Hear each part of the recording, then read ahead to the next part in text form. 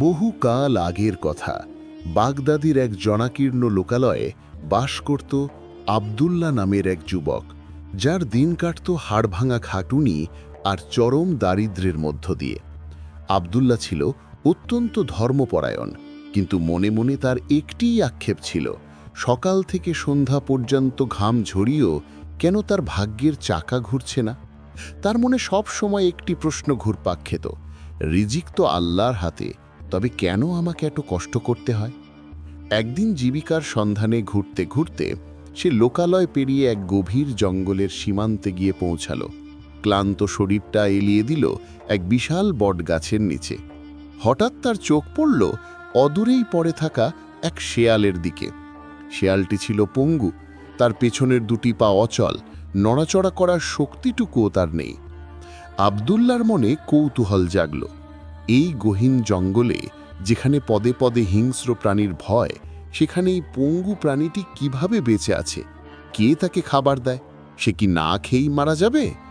ঠিক সেই মুহূর্তেই বনের ভেতর থেকে এক ভয়ানক গর্জন শোনা গেল। আবদুল্লাহ ভয়ে গাছের আড়ালে লুকিয়ে পড়ল। সে দেখল বনের রাজা এক বিশাল সিংহ শিকার মুখে নিয়ে সেখানে হাজির হল। আবদুল্লাহ ভাবল, আজ নিশ্চয়ই এই পঙ্গু শিয়ালটির শেষ দিন।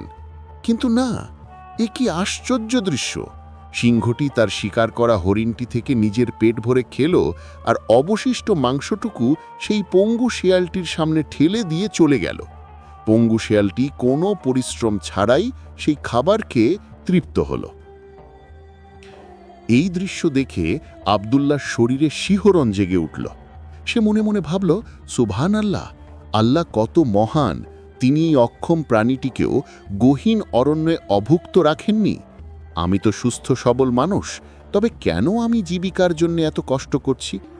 নিশ্চয়ই আল্লাহ চান না আমি এত পরিশ্রম করি। আমার রিজিক আমার কাছে আসবেই। এই ভুল ধারণা মনে গেঁথে নিয়ে আবদুল্লাহ কাজ করা ছেড়ে দিল।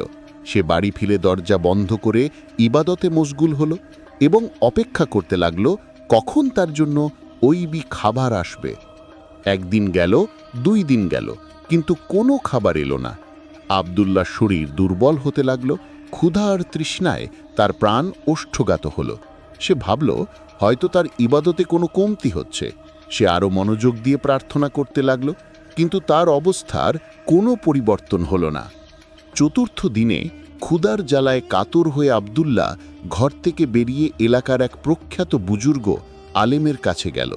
সে আলেমকে জঙ্গলের সেই সিংহ ও শিয়ালের ঘটনা বিস্তারিত খুলে বলল এবং নিজের বর্তমান অবস্থার কথা জানিয়ে কান্না জড়িত কণ্ঠে প্রশ্ন করল, হুজুর, আল্লাহ তো ওই পঙ্গু শিয়ালটিকে ঘরে বসেই রিজিক দিলেন, তবে আমি এত ভরসা করার পরেও কেন না খেয়ে মরছি?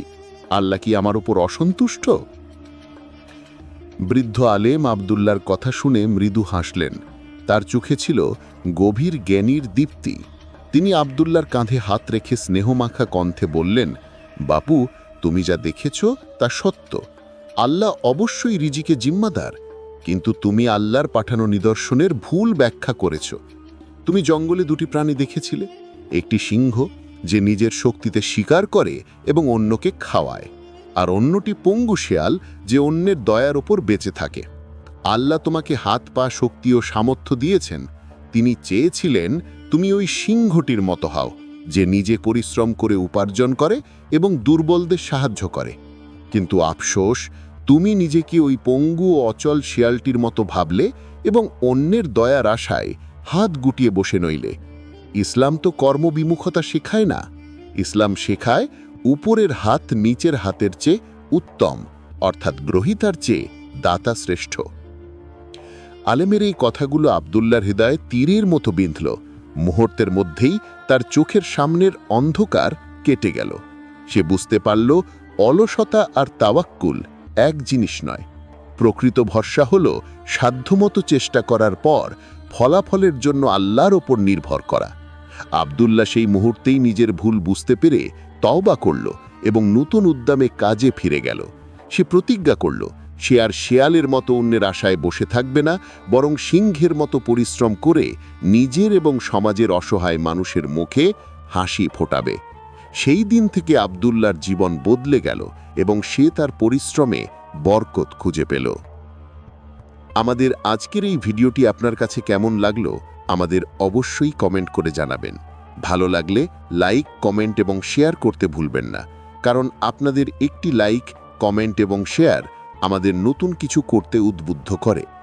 সর্বোপরি আমাদের চ্যানেলটি সাবস্ক্রাইব করে বেল আইকনটি অন করে রাখতে পারেন সবার আগে আমাদের নতুন ভিডিওগুলো পেতে।